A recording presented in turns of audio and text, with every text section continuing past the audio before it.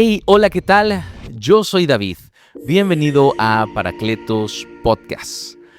Estoy muy contento de poder estar de regreso después de esta hermosa serie de especial de Cuaresma, 40 días en el desierto. Estoy muy contento de poder compartir ahora temas de diferente tipo, episodios de diferentes temas. Y bueno, vamos entonces a entrar con este tema, no sin antes animarte a que te suscribas, a que si te gusta este comentario, este contenido, si disfrutas de este contenido, de estos episodios, pues yo quiero invitarte a que puedas suscribirte a nuestro canal, darte una vuelta por nuestra audioteca exclusiva. Si te llama la atención algún título, podemos hacerte llegar la manera en la que puedes adquirir ese contenido también.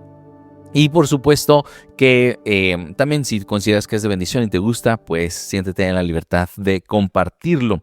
Así que ahora vamos a ver en este episodio, vamos a analizar, vamos a reflexionar sobre esta idea de la nobleza. La nobleza. Pues este tema de la nobleza surgió por un pasaje que me encontraba leyendo. Y que me clavé, como decimos, me clavé en ese pasaje y me puse a profundizar, me puse a investigar y dándole permiso a Paracletos para que venga a traer, ¿verdad? Revelación, ¿verdad? Me clavé mucho sobre este tema y creo que es algo muy importante que debemos de tenerlo bien presente, porque realmente es parte de la esencia de un cristiano, este tema de la nobleza. Entonces, para poder entenderlo, vamos a irnos familiarizando con este tema a través del pasaje del Evangelio de Lucas, que es el Evangelio capítulo 14, el Evangelio de Lucas 14, a partir del versículo 1. Y después, en el 6, hacemos una pausa y luego vamos hacia el versículo 12. Vamos a dividirlo. Entonces, primero que nada, vamos a ir sobre estos primeros versículos. Y lo voy a leer y después lo vamos a ir analizando para entender este tema acerca de la nobleza. Y menciona el versículo 1, menciona que sucedió que un sábado Jesús fue a comer a casa de un jefe fariseo y otros fariseos lo estaban espiando. También estaba allí delante de él un hombre enfermo de hidropesía. Y Jesús le preguntó a los maestros de la ley y a los fariseos, ¿se permite sanar en sábado a un enfermo? ¿Sí o no? Pero ellos se quedaron callados.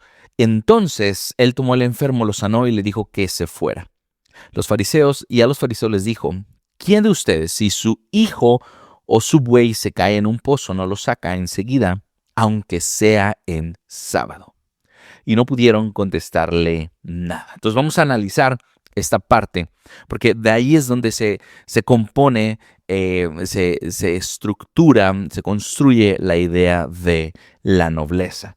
Estamos viendo que aquí Jesús está en un momento bastante tenso. Él es invitado a comer con uno de los fariseos. ¿Quiénes eran los fariseos? Generalmente las personas que era un partido de los judíos. Entonces ellos estaban muy a favor de practicar la ley que Dios le había dejado por medio de Moisés, pero aparte de eso agregaban otras leyes que no eran creadas por Dios. La intención no era malo, pero estaba sobre exagerada. La intención era porque ellos querían mantenerse perfectos en cumplir la ley de Dios, agregaban otras leyes exteriores para poder sobrecuidar que no fueran a transgredir alguna de las leyes que Dios le puso. Entonces ellos agregaron otras leyes al punto que eran más de 600 leyes que debían de cumplir, pero muchas de esas leyes no venían directamente de Dios, sino venían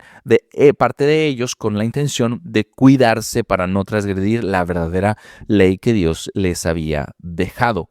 Ahora, digo esto en contexto porque eso era una buena intención. Sin embargo, después se fue corrompiendo y después fueron haciendo de la ley de ellos mismos, es decir, la ley de los hombres, la elevaron al punto de considerarla como la ley de Dios. Y ahí es cuando empieza este término de legalismo, donde empiezan a dictaminar que esto se debe de hacer, que esto no se debe de hacer, y empezaban a ser demasiado estrictos y a pedir más allá de lo que Dios mismo pedía a su pueblo. A tal punto que no solamente se quedaba en una enseñanza, no solamente se quedaba en una doctrina, sino que ahora se volvía una ley, que si tú no lo hacías eras mal visto, podías llegar a ser hasta castigado o excluido del pueblo judío. Entonces, estos eran los fariseos, este tipo de personas que tenían la intención de honrar a Dios, pero la llevaron a un punto que era enfermizo, a un punto que no venía de inspirado por Dios pues obviamente venía contaminado ya con este peso humano y con la intención de juzgar a los demás, pero basado a un lente humano y ya no con el lente divino. ¿Por qué lo digo esto? Porque estamos en un pasaje donde Jesús está comiendo o está en la casa, pero no solamente había comida, sino que había ahí una persona. La Biblia no nos dice por qué está este hombre enfermo de hidropesía ahí. No lo sabemos, no lo dice, pero lo podemos intuir porque en el versículo 1 menciona que había ahí otros fariseos, o sea, había el jefe de los fariseos que había invitado a Jesús a comer, pero había otros fariseos y la Biblia dice literal y textualmente que había otros fariseos que lo estaban espiando. Entonces podríamos intuir, podríamos pensar que este hombre fue traído por los fariseos como un anzuelo, como una trampa para Jesús. Entonces lo invitaron. Era sábado, trajeron al enfermo y pusieron a Jesús, aquel que es misericordia, aquel que se compadece de un enfermo, y es como que le pusieron el cebo, le pusieron el anzuelo. Vamos a ver qué es lo que va a hacer, vamos a ver qué es lo que va a atreverse a hacer. Pero se les olvidaba o no habían querido creer, entender, visualizar que Jesús lee los corazones, que Jesús sabe leer las intenciones del corazón del ser humano. Y entonces Jesús se da cuenta perfectamente de que le están tendiendo una trampa. Y él mismo se adelanta al ver al enfermo de hidropesía y le dice a los fariseos, les hace la pregunta, ¿verdad? ¿Qué está permitido hacer? ¿Está permitido sanar a un enfermo en el sábado, sí o no? Y ellos no dijeron nada, se quedaron callados. Entonces Jesús toma autoridad. Entonces Jesús dice, ustedes no me dan una respuesta, pues yo les voy a enseñar lo que sí está permitido hacer. Les voy a enseñar la respuesta. Ahora, sin entrar en profundidad sobre el sábado, los judíos hasta el día de hoy tienen la costumbre de practicar, ¿verdad? No solamente es costumbre por costumbre, sino que ellos practican lo que es el Shabbat y es la práctica de guardar el día sábado. ¿En qué sentido? No hacen labores de trabajo, no trabajan, para ellos es un día sagrado donde se dedican a honrar a Dios a través de la oración y a través de la convivencia familiar, pero no trabajan, no hacen nada literalmente. Entonces, por eso Jesús menciona esto. Ahora, Dios sí les había pedido que guardaran el sábado para honrar a Dios, para compartir entre familias, comer, pero ellos lo llevaron a un extremo. Es por eso te di el contexto al inicio. Dios les pidió algo, pero ellos después llevaron esas leyes que Dios les pidió, las llevaron a un extremo enfermizo, a un extremo donde agregaron más peso del que Dios les había pedido. De hecho, hay otros pasajes en donde vemos cómo Jesús les dice, ustedes ponen cargas más pesadas de las que aún mismo ustedes pueden soportar. Una vez más, es esta idea. Los fariseos querían agradar a Dios, pero en ese temor de fallarle, se fue distorsionando y ese miedo se envenenó al punto de llegar a crear otras reglas, otras doctrinas, leyes que no venían de Dios, que no era la intención de Dios. Entonces aquí Dios les pide: honren el sábado, no trabajen, oren, den su diezmo, compartan en familia, etcétera, etcétera. Pero no al punto de que si tú ves que hay alguien que está enfermo, no lo puedas ayudar. No al punto de que si tú ves que hay un necesitado, no le puedas brindar apoyo. Entonces Jesús lo que está diciendo: ¿se vale sanar a alguien en sábado, sí o no? De hecho, esta figura, esta fotografía, vamos a decirle, esta imagen, se vuelve a repetir en otro evangelio donde también había una mujer que estaba encorvada por un espíritu maligno y Jesús la sana en un sábado. Y dice, ¿cómo es la gente, los fariseos, se escandalizaron? Se escandalizaron porque lo había sanado en sábado. Y Jesús dice: ¿me estás diciendo que esta mujer que tenía tantos años, no me recuerdo cuántos años, si 30 o 40 años, dominada por Satanás, así lo dice, y que estaba enferma, no la podíamos liberar nada más porque era sábado? No. Y menciona Jesús: el sábado no fue hecho para el hombre, sino el hombre no fue hecho para el sábado, sino el sábado para el hombre. Entonces está poniendo en decir, el humano, la persona humana, siempre va a estar por encima de la ley. Es decir, que no puedes hacer valer la ley si es que va a sacar de la misericordia al ser humano. Entonces, una vez más, Jesús está mencionando esto y lo demuestra sanándolo, demuestra la misericordia, y yo lo voy a mencionar en este episodio. Jesús muestra la nobleza. ¿Por qué hablamos de nobleza? Porque bueno, aquí vamos a irlo conectando para que se entienda lo que es la nobleza. Entonces vamos a ir conectándolo con el siguiente pasaje. Entonces ya quedó claro este cuadro de cómo Jesús dice: no importa que es sábado, hay que hacer el bien, hay que sanarlo, porque pues es hijo de Dios. Jesús ve valor en este hombre. ¿Por qué? Porque después le dice a los fariseos: ¿acaso si tu hijo o tu buey, tu animal de trabajo, se cae a un pozo, no lo sacas aunque sea en sábado? O sea, los hace pensar y reflexionar. A ver, tú según muy estricto y todo, de que no quieres hacer nada en sábado, pero si fuera tu hijo, o sea, si este hombre fuera tu hijo, piénsalo. Si este hombre enfermo fuera tu hijo y se cayera en un pozo, ¿no lo sacarías? ¿O esperarías a que se quedara el sábado ahí en el pozo y lo sacarías al otro día? No, irías aunque fuera el sábado. Sacarías a tu buey, a tu animal de trabajo, si fuera el sábado. Y aquí está haciendo revelar algo importante en el corazón de estos hombres, de los fariseos, y que también quiere alumbrar nuestro corazón. Muchas veces no es que nosotros no tengamos la capacidad de ayudar a las personas, sino que muchas veces no lo hacemos porque no nos causa un beneficio directo a nosotros o no hay una retribución. Jesús está mencionando: si este hombre fuera tu hijo, tu buey, lo sacarías. ¿Por qué? Porque porque es tuyo, porque te duele y porque va a haber un beneficio. Si dejas a tu buey en el pozo, no vas a poder trabajar. Entonces, como es un beneficio directo a ti, vas a hacerlo, aunque sea el sábado. Pero como este hombre, cuando él se sane, no te va a tocar nada, no va a venir a trabajar para ti, no te va a dar las gracias, no va a traer ni un beneficio directo a tu persona, pudiendo hacer el bien, pudiendo, en este caso, al menos, ni siquiera ellos lo iban a sanar, pero al menos favorecer, alegrarse, dar gracias a Jesús por sanarlo en sábado. No lo hacen porque no les trae un beneficio directo. Es por eso que Jesús empieza a mencionar en los siguientes versículos lo siguiente. Y menciona que cuando unos invitados a un banquete de bodas están, que no se deben de sentar en los lugares de hasta adelante, y como da unas reglas, ¿no? Es muy importante esto, pero no me voy a enfocar en esta parte, pero lo voy a mencionar de todos modos, aunque es importante. Menciona que cuando vas a una fiesta, te dicen: no te sientes hasta adelante, siéntate hasta atrás, porque si te sientas adelante y llega uno más importante que tú, te van a mandar para la cola.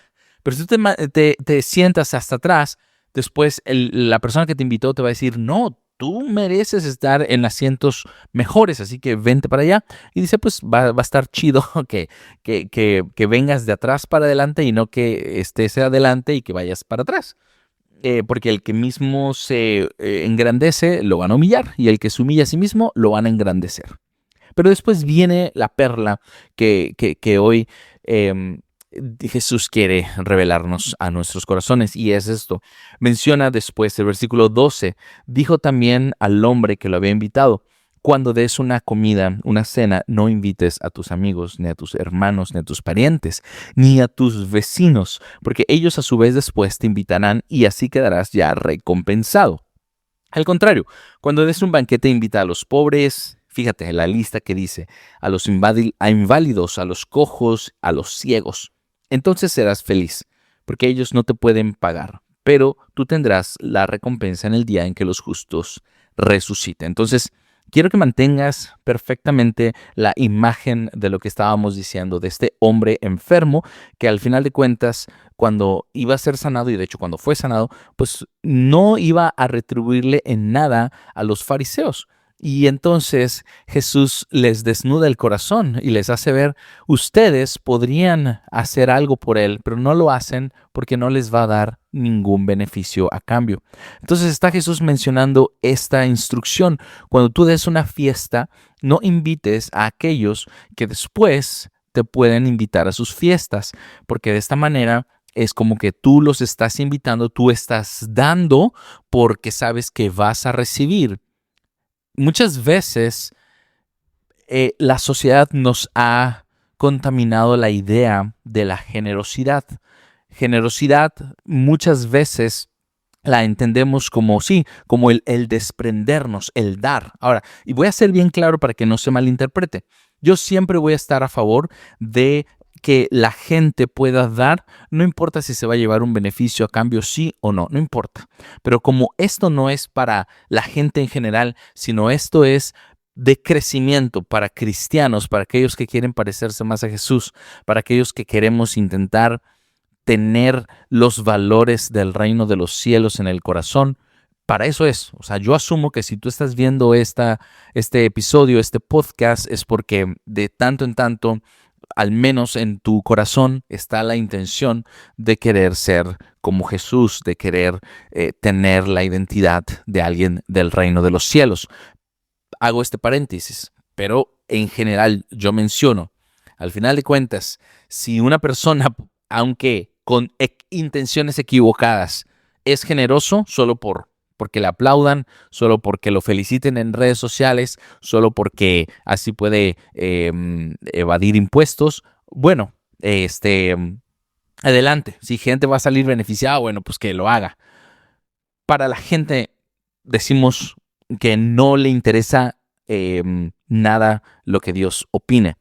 Pero para aquellos que queremos ser cristianos, queremos seguir a Jesús, queremos aprender de su enseñanza y seguirlo, para nosotros no es esta idea de lo que te acabo de mencionar. Para nosotros tenemos que aprender el principio de generosidad basado en el lente del reino de los cielos. Y Jesús sube la vara en el ámbito de la generosidad, porque nos muestra que generosidad no es dar. Generosidad no es dar. Ni siquiera es generosidad, ni siquiera es dar mucho. Generosidad es dar sin esperar nada a cambio. Entonces, piensa cómo muchas veces nosotros podemos tener el corazón de los fariseos, que damos de una manera muy calculada, solo si vamos a recibir algo a cambio. Muchas veces nosotros podemos dar, ¿verdad? Si vamos a recibir algo a cambio, a lo mejor no es lo mismo en especie o la misma cantidad de dinero, pero sí algo a cambio, ¿verdad? Vuelvo a repetir, a veces incluso nosotros como creyentes podemos dar, pero queremos recibir el aplauso de la gente, el reconocimiento de las personas, pero cuando se nos presenta una situación en donde no necesariamente vamos a ser reconocidos, donde no hay reflectores, donde no hay cámaras, donde nadie nos puede ver. Quizás ahí se nos puede dificultar el dar. Y si se te dificulta el dar, si se te dificulta el soltar a alguien que consideras que es una persona mínima, que es una persona que no te va a poder dar a cambio nada, entonces quizás es que tenemos todavía el corazón como el de los fariseos, el corazón de aquel que no me interesa dar si esta persona o no voy a sacar algún provecho de esta situación. Y mira, cuántas veces esto lo podemos ver en muchas maneras, ¿no? Incluso en un trabajo, incluso sí, por ejemplo, en el ámbito del trabajo, ¿no? Trabajo bien si me están viendo mis jefes.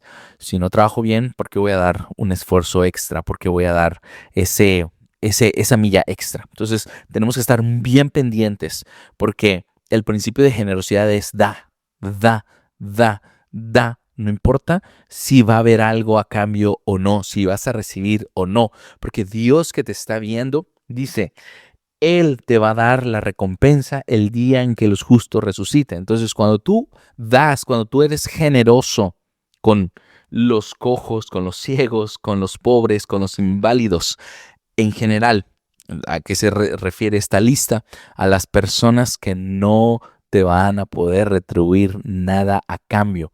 Cuando nosotros damos a esa lista de personas, es el cielo que después nos va a retribuir.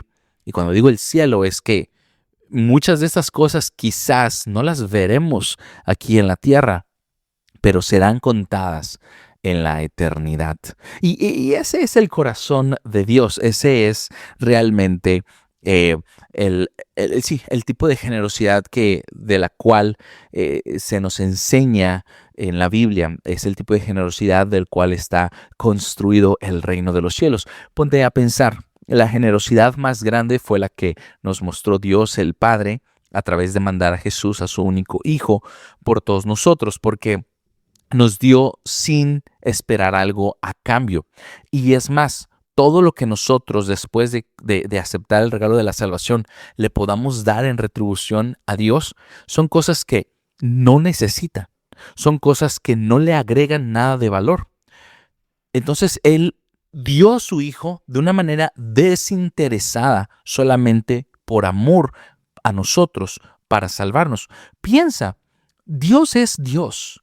Él no necesita nuestra oración, Él no necesita. Si yo me levanto en la mañana y alabo a Dios y hago oración, levanto mis manos y entono un canto que diga, Dios, tú eres santo, tú eres poderoso.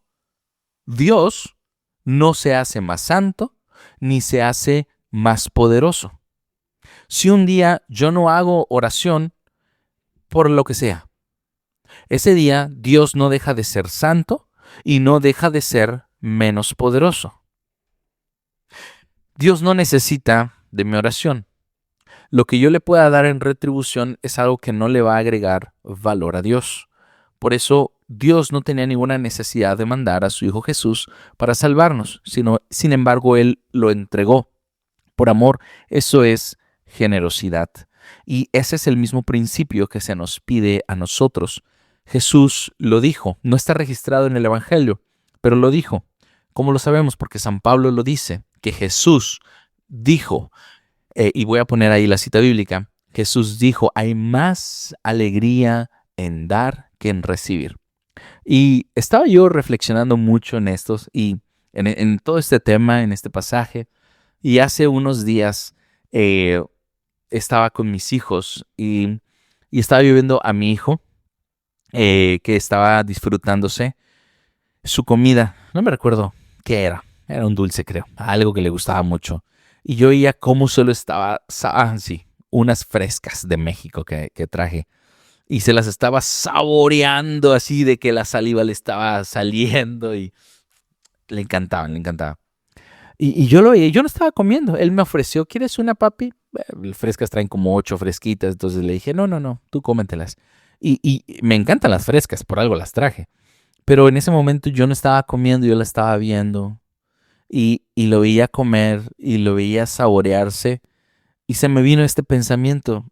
De verdad que hay más alegría en dar que en recibir, porque cuando tú das, hay hay algo del cielo que se conecta, donde no necesariamente vas a recibir algo, donde no necesariamente estás dando para recibir algo a cambio, pero cuando tú estás dando, es, yo lo voy a poner en estas palabras, es esta experiencia del amor de Dios que obviamente de una manera muy imperfecta, pero podemos tener un pequeño porcentaje de lo que, de lo que Dios sintió cuando entregó a su Hijo Jesús y vernos salvado.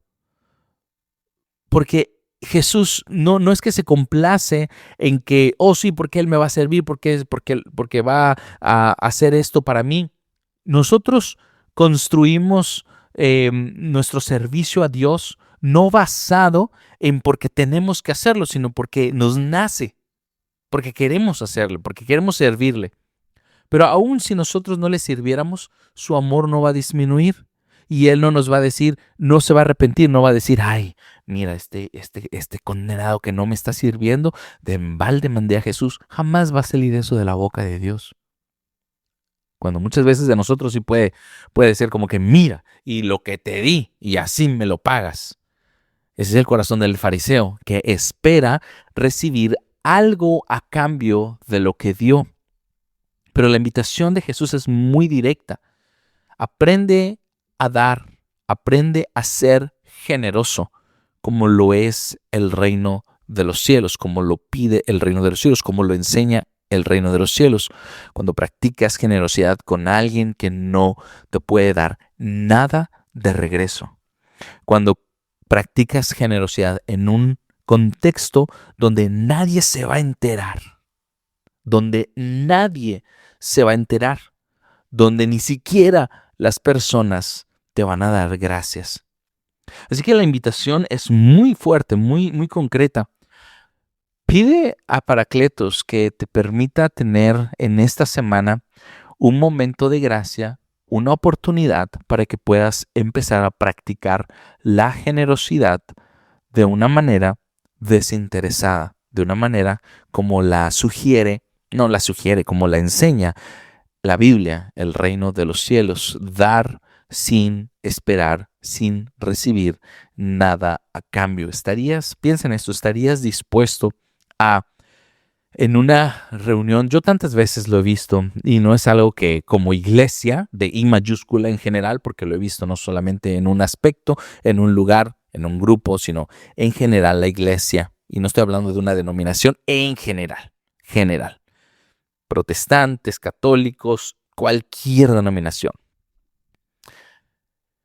Que muchas veces cuando hay alguien de influencia, podemos servirle, ¿verdad? Llevándole un café, llevándole un regalo.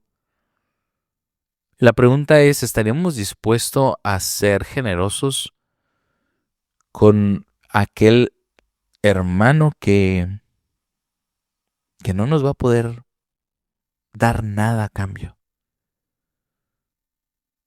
Y aquí en este barco estamos todos, ¿eh? En este barco estamos todos donde muchas veces nos cachamos siendo condescendientes, generosos, animosos, más llevaderos con aquellas personas que de cierta manera sí pueden darnos algo a cambio.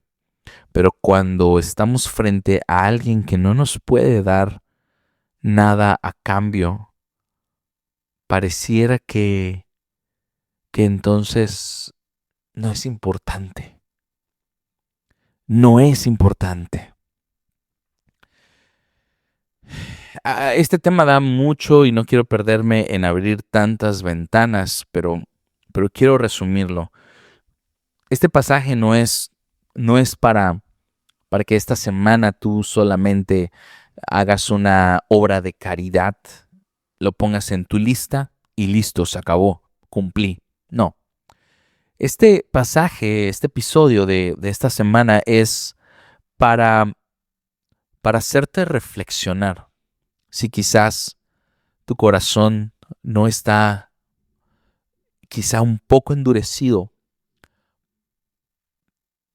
a tal punto que como estos fariseos, cuando Jesús iba a sanar a este hombre que no tenía para pagarles de regreso ni darles nada a cambio, estos fariseos en lugar de alegrarse, se quejaron de por qué lo sanó en sábado. Pero si hubiera sido su hijo, hubieran agradecido, se hubieran atrevido a ir a romper esa regla, que vuelvo a repetir, no venía de Dios, venía de ellos.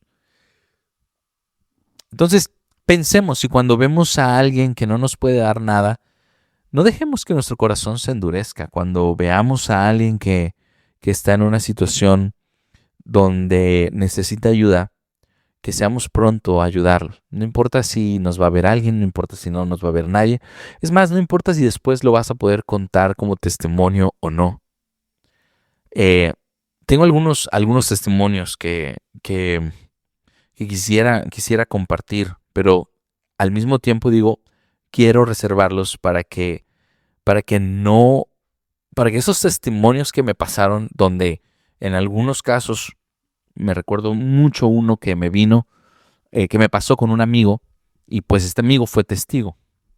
Y digo, bueno que él lo haya visto, pero todo lo demás ni siquiera lo he querido compartir como testimonio porque digo, que lo haya visto Dios me es suficiente y tampoco se malinterprete como que yo dando una imagen de que soy la persona más austera o más generosa del mundo. Entonces, para no errar e irme de un lado o del otro, me basta con esto, que Dios lo haya sido testigo.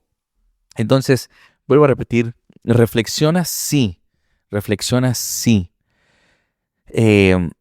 Si en momentos donde has tenido la oportunidad de ayudar a alguien, pero si no va a haber algo a cambio, no lo haces, quizás debemos de pedirle a Paracletos que sensibilice nuestro corazón. Entonces, que esto se vuelva un estilo de vida, porque al final de cuentas, la vida cristiana tiene que tener impregnada la generosidad como un estilo de vida, no como algo de poner en práctica una que otra vez o solo por Cuaresma, sino como un estilo de vida.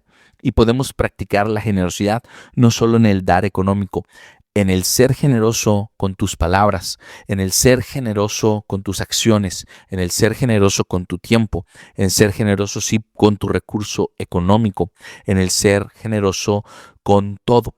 Si tú tienes una habilidad, ¿verdad? Si tú sabes hacer bien, cuando llega alguien que te dice, ¿me puedes enseñar? Dale, enséñale. Si no, que no se te venga es como de que, pero ¿para qué lo voy a enseñar? Si no voy a sacar un resultado. No, enséñale, hazlo, practica la generosidad, da sin esperar nada a cambio. Y vas a ver que cuanto más lo practicas, esa experiencia te va a llevar a tener esta experiencia de que realmente hay más alegría en dar que en recibir. Y por último, para ir terminando, quiero cerrar en por qué es que, cuál es la idea de por qué este episodio se llama Nobleza. Y la realidad es que la palabra generosidad viene del latín generosus. Sí, generosus, que significa noble por nacimiento. Así, literalmente, eso es lo que significa la palabra generosidad, significa noble por nacimiento. Y hace referencia a las personas reales, de la nobleza real. ¿Por qué hace referencia a esas personas?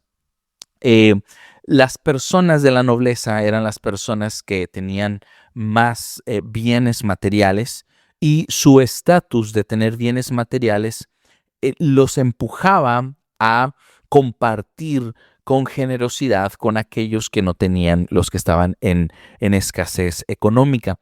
Entonces, de ahí se fue derivando esta palabra de nobleza de linaje hacer a transicionar a la palabra nobleza de corazón, que viene siendo en el compartir, al punto que transicionó a la palabra como hoy la conocemos en español, que se llama generosidad, en el dar sin recibir algo a cambio, en dar de una manera. Por eso que hace la conexión lo que Jesús menciona. Cuando tú des, cuando quieras dar una fiesta, invita a todos aquellos que no tienen cómo pagarte de regreso.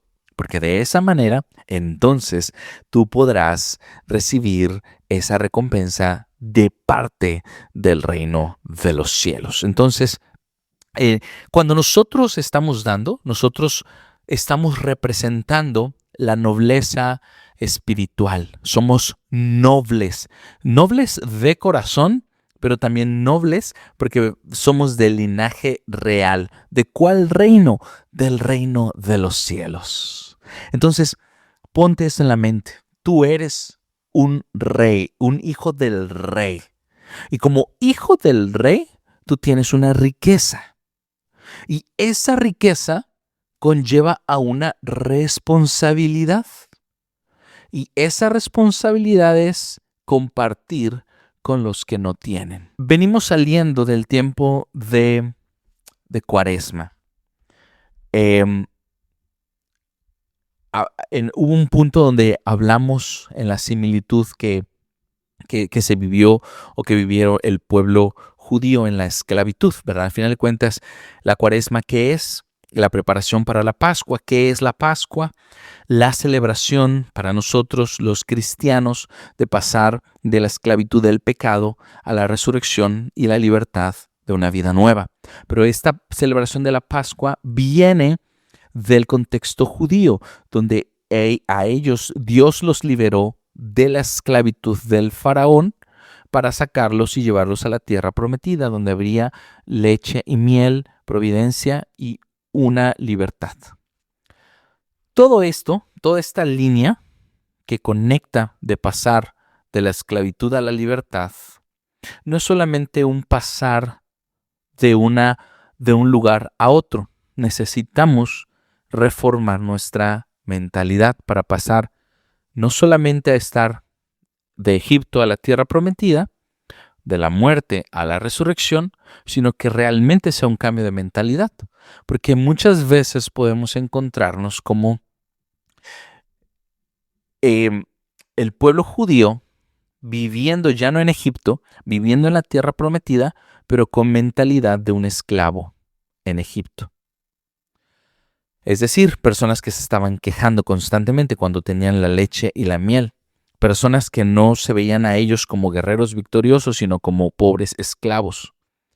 Pero eso también pasa hoy en día con nosotros los cristianos, que venimos pasamos de la muerte a la vida y ahora estamos vivos en Cristo Jesús, pero seguimos atados a nuestro pecado porque tenemos una mentalidad de mendigar los bienes y el amor de Dios y estamos con una mentalidad de esclavo. Pues un esclavo piensa que no puede hacer, que no tiene nada para dar. Un esclavo piensa que no tiene nada para dar.